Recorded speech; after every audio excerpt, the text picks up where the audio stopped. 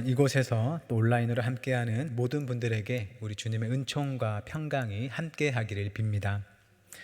오늘은 부활절 두 번째 주일입니다. 부활주일은 지난 주일이었는데 부활절기는 그날 하루로 끝나지 않고 부활주일을 시작으로 이후 50일째인 성령 강림 주일까지 계속됩니다. 오전 설교 때 이미 들으셨던 내용이죠.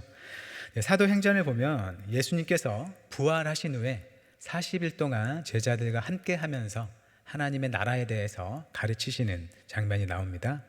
그리고 하늘에 오르신 후에 열흘째에 제자들에게 성령이 오시죠.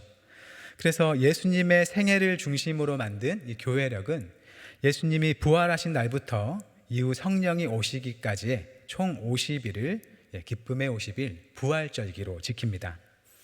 성령이 누구신가요? 하나님의 영이고 또 특별히는 예수님의 영으로도 불리는 분입니다. 예수님께서는 하나님이 어떤 분이신지를 우리에게 잘 나타내 주셨는데 성령은 바로 그 예수님을 우리에게 잘 나타내 주시는 분이기 때문입니다.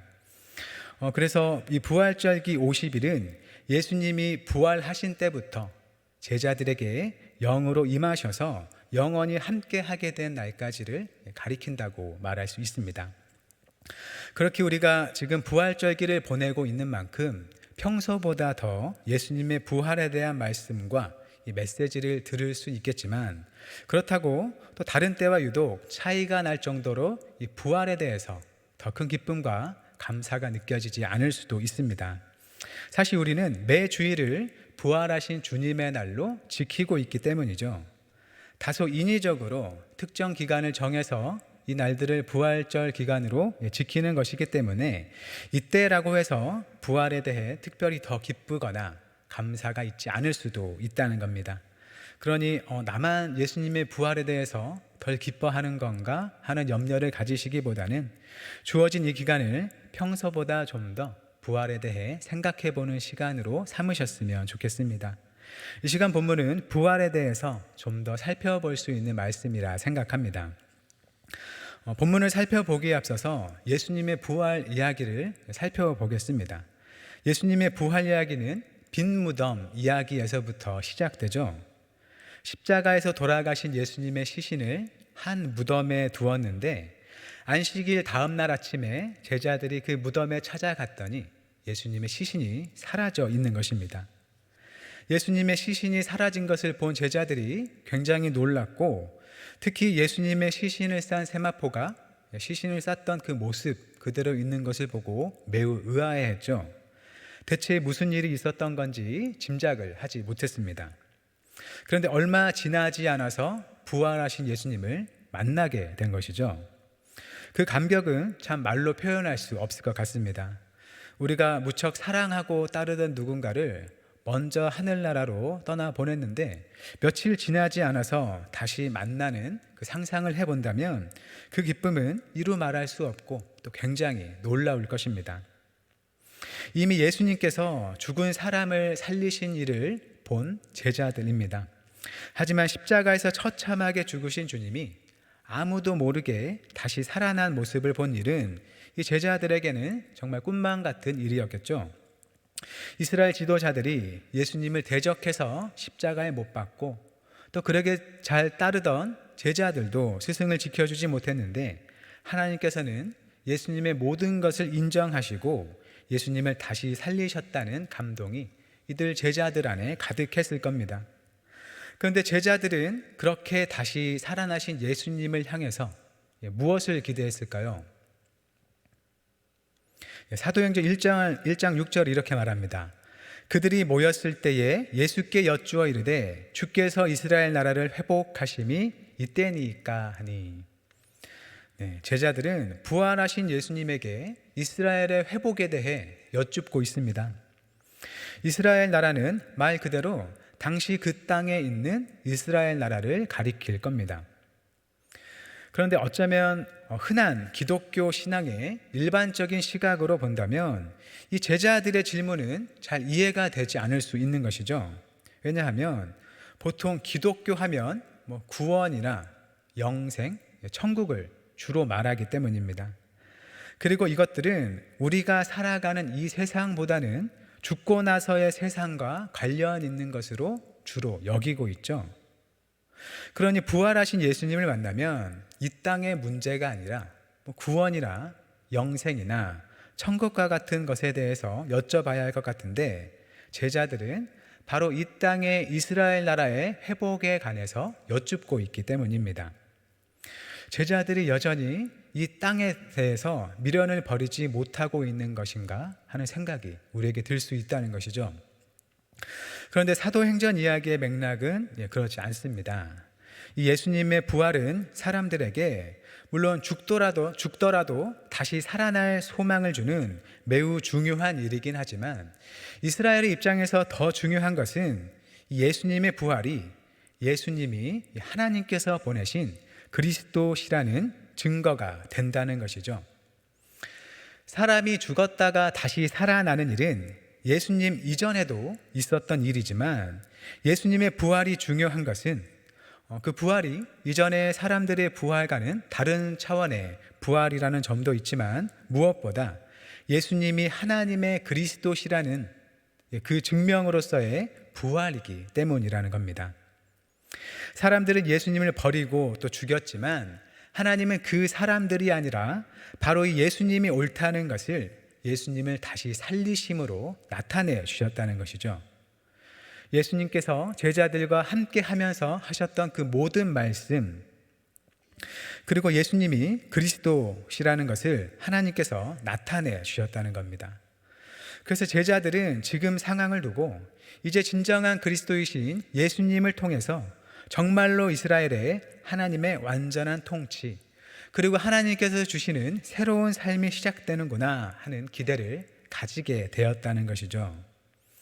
이것은 사람의 생사와는 상관없이 그가 사나 죽으나 하나님을 주님으로서 따르는 삶에 대한 기대라는 것입니다.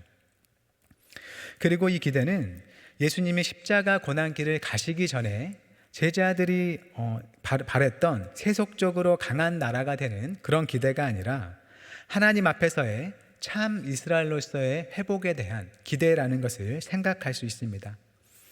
이 사도행전과 연결되는 복음서가 하나 있는데 어떤 책이죠? 누가복음입니다. 누가복음의 다음 책을 사도행전으로 보고 있습니다.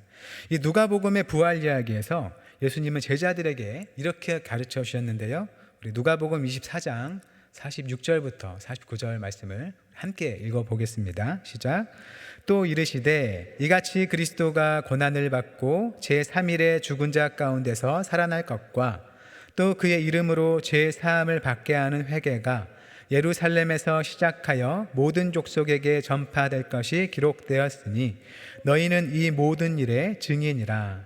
볼지어다 내가 내 아버지께서 약속하신 것을 너희에게 보내리니 너희는 위로부터 능력으로 입혀질 때까지 이 성에 머물라 하시니라. 아멘.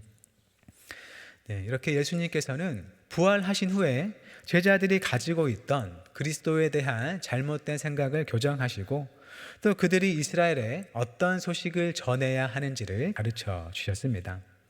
이것을 보면 이 이스라엘 나라의 회복에 대한 기대가 세상적인 기대가 아니라 말 그대로 참 그리스도이신 예수님께서 이제 이스라엘을 참되게 회복해 주시는 건가 하는 것에 대한 질문이었다고 볼 수 있습니다. 제자들은 예수님의 부활을 보고서 단순히 우리가 죽지 않고 영원히 살 수 있는 길이 열린 것인가 하는 이런 기대를 가지기보다는 우선 예수님이 이스라엘에 가져오실 새로운 삶, 새로운 세상을 기대했다는 것이죠. 이렇게 예수님께서는 하나님께 자신을 우리를 위한 속죄 제물로 드렸고 또 하나님께서는 우리를 위한 속죄 제사를 잘 받으셨다는 것을 예수님을 다시 살리시는 부활을 통해서 증명해 주셨습니다. 그렇게 예수님은 이스라엘의 회복뿐만 아니라 온 인류의 새로운 삶의 소망을 주셨고 이제는 그 복된 소식을 세상에 전하라고 제자들을 보내신 것이죠. 이 새로운 삶은 이제까지 인류를 괴롭히고 또 모든 갈등과 다툼 속에 살아가게 했던 죄와 죽음으로부터 건짐받는 삶입니다. 아담과 하와의 타락에서 생긴 죽음과 죄에서 해방시키고 또 바벨탑에서의 인류의 분열을 해소시키는 하나님의 은혜의 삶인 것이죠. 비록 이 땅을 살면서 언젠가는 죽음을 맞이하겠지만 다시 살아날 소망이 있다는 것입니다. 그리고 그렇게 다시 사는 삶은 이 땅에서 우리를 늘 괴롭히던 죄에서 벗어나 해방된 자유로운 삶이란 것이죠. 더욱이 그 은혜는 죽기 전에 이 땅에서 이미 죄로부터의 해방의 자유를 경험하게 하는 능력이 된다는 것입니다. 그래서 우리에게 주어지는 부활은 단지 지금 우리가 이 땅에서 사는 것과 별 다를 것 없는 똑같은 삶의 연장이 아니라 우리가 아직 살아보지 못했던 새로운 삶의 선물이며 능력이라는 것이죠. 제자들은 바로 그러한 부활의 약속을 받은 것이고 그러한 부활의 소식을 전했던 것입니다. 그리고 시간이 지나고 지역을 넘어서 우리 또한 그 부활의 소식을 듣고 믿어서 부활을 믿는 신앙 안에 살아가고 있는 것이죠. 사도 바울은 이 시간 본문을 통해서 우리가 살아야 할 부활의 삶이란 어떤 것인지를 세례의 의미를 통해서 그 일면을 보여주고 있습니다. 즉, 우리는 예수님의 부활만을 바라보는 게 아니고 믿음으로 동일한 부활의 약속을 받고 또 그것에 참여하는 자들인데 그 약속이 어떠해야 하는지를 보여준다는 것이죠. 본문에서 사도 바울이 이 부활에 대해 말하는 특징은 부활은 언제나 죽음 뒤에 찾아온다는 것입니다. 예수님의 부활을 예수님의 죽음과 분리시키지 않는다는 것이죠. 부활이 무슨 말인가요? 죽었지만 다시 살아난다는 의미입니다. 그래서 다시 살기 위해서 전제돼야 되는 게 무엇일까요? 바로 죽음이죠. 다시 살기 위해서는 죽어 있어야 한다는 것입니다. 죽지 않은 사람은 그가 사는 것에 대해서 다시 사는 것이라고 우리는 말하지 않습니다.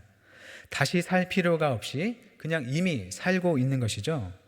그래서 예수님의 부활 이야기는 바로 죽음이 있는 무덤에서부터 시작되는 게 너무나 당연한 것입니다. 죽음 없이 부활은 없다는 것이죠. 그런데 우리는 신앙생활을 하면서 이 사실을 너무 자주 잊고 살아간다는 것입니다. 죽음이 없이 부활의 삶, 새로운 삶을 살아보려 한다는 것이죠.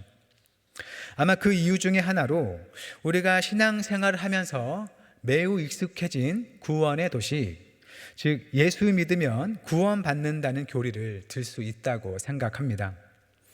이 예수 믿으면 구원받는다는 교리는 매우 핵심적으로 믿음과 또 구원의 길을 소개하는 문장입니다.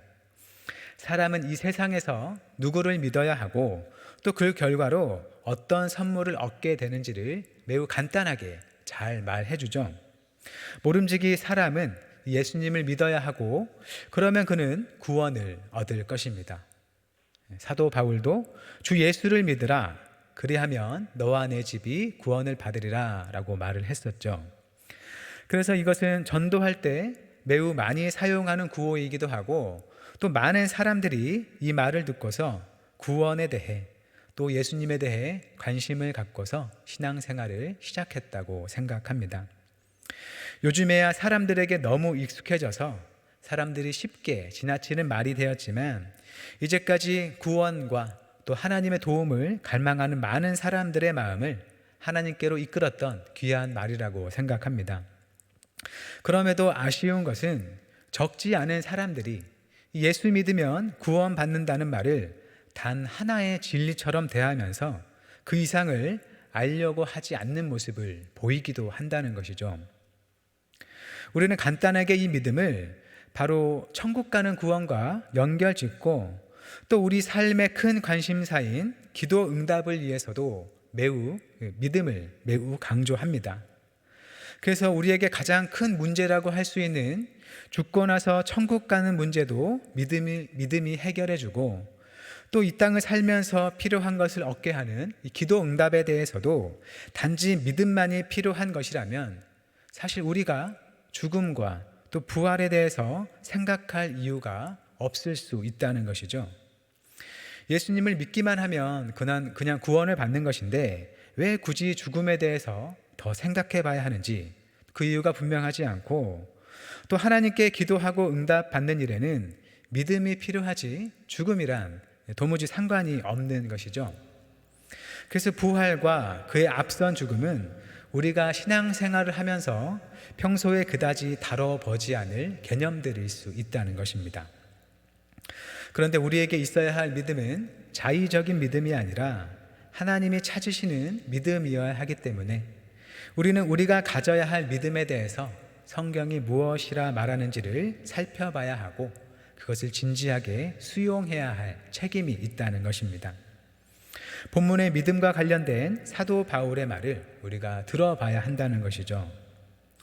바울은 본문에서 부활의 새로운 삶에 관한 이야기를 하지만 먼저는 죽음에 대해서 이야기를 합니다. 우리 본문 3절 말씀을 함께 읽어보겠습니다. 시작. 무릇 그리스도 예수와 합하여 세례를 받은 우리는 그의 죽으심과 합하여 세례를 받은 줄을 알지 못하느냐. 아멘. 네, 바울은 로마에 있는 성도들이 세례에 대해서 알고 있고 또 이미 세례를 받은 사람들이 있다는 것을 염두에 두고서 세례를 죽음과 연결지어 말합니다. 이 세례를 받는다는 것은 곧 예수님의 죽으심과 연합해서 예수님과 함께 죽는 것을 의미한다는 것이죠. 신자가 세례를 어떻게 받나요? 물속에 완전히 잠겨서 세례를 받는 교회도 있고, 우리 교회는 약식으로 머리에 물을 끼얹으면서 세례를 줍니다. 기독교 초기에도 지역마다 다르지만 가능하다면 온몸이 물에 잠기었다가 나오는 방식을 권면했다고 합니다. 온몸이 물에 잠기는 것을 통해서 바로 죽음을 상징했다는 것이죠. 물을 머리까지 잠금으로써 주님의 죽으심과 연합하여 죽고 다시 물 밖으로 나옴으로써 주님의 다시 사심에 연합해서 다시 산다는 상징적 의미입니다. 그래서 약식으로 머리에 물을 끼얹으면서 세례를 주는 것도 주님의 죄를 깨끗이 씻는다는 그런 의미도 있지만 바로 우리 머리에 물을 둠으로써 그 아래 온몸 역시 물에 잠겨서 죽었다는 것을 나타낸다는 것이죠. 그렇게 사도 바울은 여기서 세례가 가지는 죽음의 의미를 말함으로써 신자가 세례를 통해서 예수님과 연합하여 죽는 죽음을 강조하고 있습니다. 신자가 세례를 받는 것은 어떤 것인가요? 예수님을 향한 믿음을 공동체 안에서 공적으로 표현하는 것입니다. 내가 예수님을 나의 주님으로 믿고 따르겠다는 선언인 것이죠. 그래서 세례는 우리가 예수님에 관해서 무엇을 믿어야 하는지를 잘 보여줍니다. 즉 우리의 믿음은 예수님의 일들과 십자가의 죽음이 나를 위한 일이었다는 것을 받아들이면서 그분의 죽음과 부활을 나의 죽음과 부활로 받아들이는 믿음이라는 것이죠. 우리가 가지고 있는 이 믿음 자체가 나의 죽음에 대한 인정과 그 이후에 오는 부활을 향한 소망을 내포하는 믿음이어야 한다는 것입니다. 우리 4절과 5절 말씀을 화면을 보고 함께 읽겠습니다. 시작.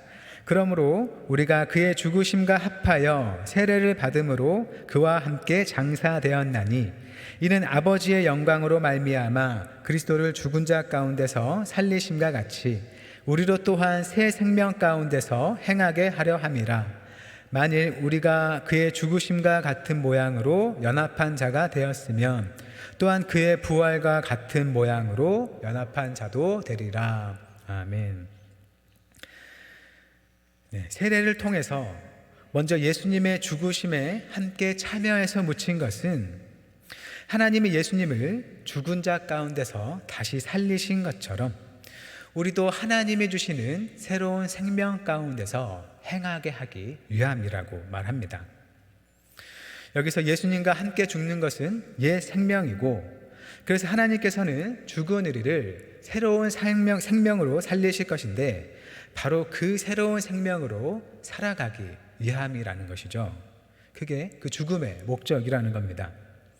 본문은 예수님과 함께 죽는 죽음을 조건으로 말하면서 만약 정말 우리가 예수님과 함께 죽었다면 하나님께서 다시 살리시는 부활도 우리에게 일어날 것이라고 말하고 있습니다.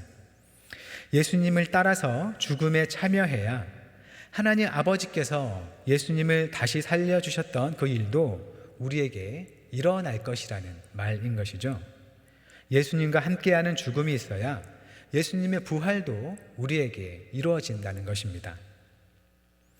그리고 사도 바울은 계속해서 예수님과 함께 죽는 것을 말하는데 6절과 7절 말씀은 우리가 무엇에 대해 죽은 것인지를 분명하게 말해줍니다. 6절과 7절 말씀도 함께 읽어보겠습니다. 우리가 알거니와 우리의 옛 사람이 예수와 함께 십자가에 못 박힌 것은 죄의 몸이 죽어 다시는 우리가 죄에게 종노릇하지 아니하려 함이니 이는 죽은 자가 죄에서 벗어나 의롭다 하심을 얻었음이라. 아멘. 우리가 예수님과 함께 죽은 것은 죄를 따라 살던 옛사람, 죄의 몸이라는 것이죠. 죄의 지배 아래 살던 옛사람이 예수님과 함께 죽는다면 이제는 더 이상 죄의 권세 아래 있지 않게 된다는 것입니다. 이것이 바로 예수님께서 우리를 위해서 행하신 일, 그리고 우리가 예수님과 함께 죽는 목적이고 또 사도 바울이 성도들로 하여금 기억하게 하고자 하는 바라는 것이죠. 우리가 정말로 예수님과 함께 십자가에 못 박혀 죽는 믿음을 가진다면 죄의 힘이 우리에게 영향을 끼치지 못하고 이전과 달리 새롭게 살아갈 수 있다는 것입니다. 그런데 지금 사도 바울은 실제 몸이 죽지 않았는데도 죽음을 말하고, 그래서 아직 실제 몸이 다시 사는 일이 없음에도 불구하고 부활을 말하고 있습니다. 예수님께서 행하신 일들을 믿음으로 자신의 것으로 받아들이고 또 그에 따르는 삶을 요구하고 있는 것이죠. 몸은 여전히 살아있지만 예수님의 십자가의 죽음이 나를 위한 죽음, 또 나의 죽음이라고 믿는다면 나는 죄에 대해서 이미 죽은 몸이라는 것을 믿고 그 믿음에 순응해서 죄를 멀리하며 살아야 한다는 것을 말한다는 것입니다. 마찬가지로 예수님의 부활이 나를 위한 부활, 또 나의 부활이라고 믿는다면 나는 이제는 죄에 대해서는 죽었지만 하나님께 대해서는 살아있는 사람, 그래서 하나님과 함께하는 삶으로 초대받고 그 은혜 안에 있는 자녀라는 것을 믿는 믿음으로 하나님께 순종하며 살아가야 한다는 것이죠.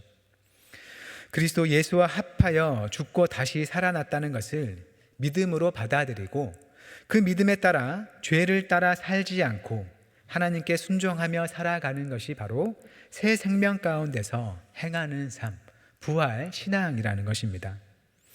단순히 죽고 나서의 천국만을 바라고 그것을 기대하는 마음을 넘어서 하나님께서 우리에게 주신 현재의 삶을 귀하게 여기고 이미 이루신 예수님의 십자가의 승리와 그 부활을 내 것으로 받아들이면서 이 땅에서 먼저 하나님 말씀대로 살아가는 삶이 이미 주신 새 생명을 살아가는 삶, 진정한 영생의 삶, 부활의 삶이라는 것이죠.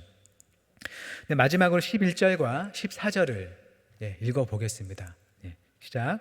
이와 같이 너희도 너희 자신을 죄에 대하여는 죽은 자요 그리스도 예수 안에서 하나님께 대하여는 살아있는 자로 여길지어다.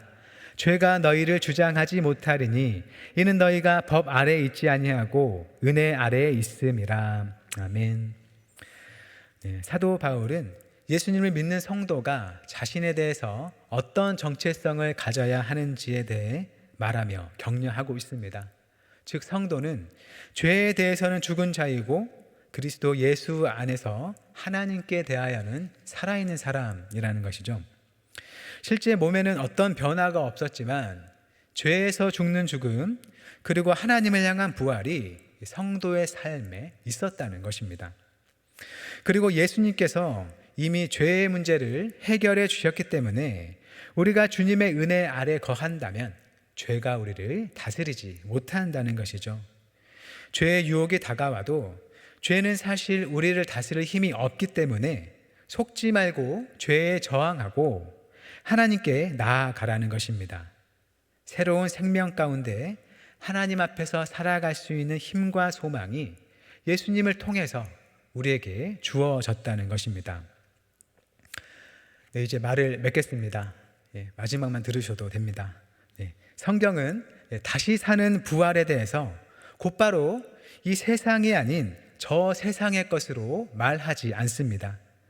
예수님의 제자들은 부활하신 예수 그리스도께서 이 땅의 이스라엘을 참되게 회복하실 것을 기대했고, 또 사도 바울은 몸은 여전히 살아있지만 하나님을 거역하는 죄된 습성이 죽고 하나님께 순종하는 내면이 살아나는 부활을 말했습니다. 둘 모두 이 땅에서 이미 새롭게 시작된 삶, 새로운 세계를 기대하고 거기로 나아갔다는 것이죠. 그래서 부활은 죽어가는 이 세상에 침투해 들어온 새 생명이고, 죄로 물든 이 옛 세상을 패하고 하나님의 새 세상을 만들어가는 힘이라는 것을 보여줍니다. 그리고 예수님을 믿는 우리는 그 부활의 은혜 안에 있다는 것이죠. 하나님을 몰랐던 자가 하나님을 진정으로 예배하는 자가 되었다는 것은 바로 하나님을 향한 새 생명이 살아났다는 증거가 된다는 것입니다. 하지만 우리가 거기서 멈춰서지 않기를 바랍니다. 바울이 말하듯이 우리는 예수님과 함께 죄에 대해서 죽고 하나님을 향해 살았기 때문에 우리를 속이고 유혹하는 죄에 대해 저항할 수 있고, 그 자리를 하나님이 기뻐하시는 새 생명의 삶으로 채워나갈 수 있다고 바울은 말하고 있는 것입니다. 그 부활의 은혜를 저 멀리 죽고 나서의 세계로 미뤄두지 말고 지금 우리가 발딛고 살아가는 이 땅에서 그 은혜를 취하며 살아갈 수 있기를 바랍니다. 여전히 우리가 죄에서 죽지 못해서 생겨나는 불의와 또 갈등과 탐욕과 교만이 우리 삶의 도처에 있습니다. 그러니 삶의 문제를 진실하게 볼 줄 알고 우리를 위해 피 흘리신 주님을 의지하며 겸손히 회개하면서 또 깨닫고 발견하는 죄를 십자가에 못 박을 수 있기를 바랍니다. 하나님을 거역하는 죄의 일들에 대해서 하나님께서는 반드시 새로운 삶으로 바꿔주실 것입니다. 부활이 없다고 말하는 세상 속에서 그 부활의 생명을 누리고 행하면서 예수님의 부활과 하나님의 영광을 드러내는 성도님들이 되시기를 바랍니다. 하나님이 이미 주셨고 또 우리 삶에서 보기 원하시는 새 생명의 삶을 살면서 하나님의 뜻을 이뤄나가는 모든 한영교회 성도님들이 되시기를 주님의 이름으로 축원합니다. 기도하겠습니다. 참 생명의 하나님, 예수님께서 우리를 위해 십자가에 달리시고 다시 살아나신 일이 바로 우리의 일이 되게 하시고 우리에게 새로운 삶을 주시니 감사드립니다. 예수님께 부활의 소망을 둘 뿐만 아니라 우리에게 주시는 그 부활의 은혜를 이 땅에서 충만히 얻으며 살아가도록 인도하옵소서. 십자가의 주님과 함께하며 죄에 대해서 죽고 하나님께서 주신 새로운 생명으로 일으킴을 받아 주님 기뻐하시는 삶을 살며 이 세상 가운데 하나님의 은혜와 사랑의 나라를 가져오는 주님의 백성들이 되게 하옵소서. 시시때때로 다가오는 죄의 유혹을 하나님을 의지하여 이겨내고 하나님 바라시는 부활의 삶을 살며 주님의 영광을 나타내게 하옵소서. 감사드리오며 예수님의 이름으로 기도드립니다. 아멘.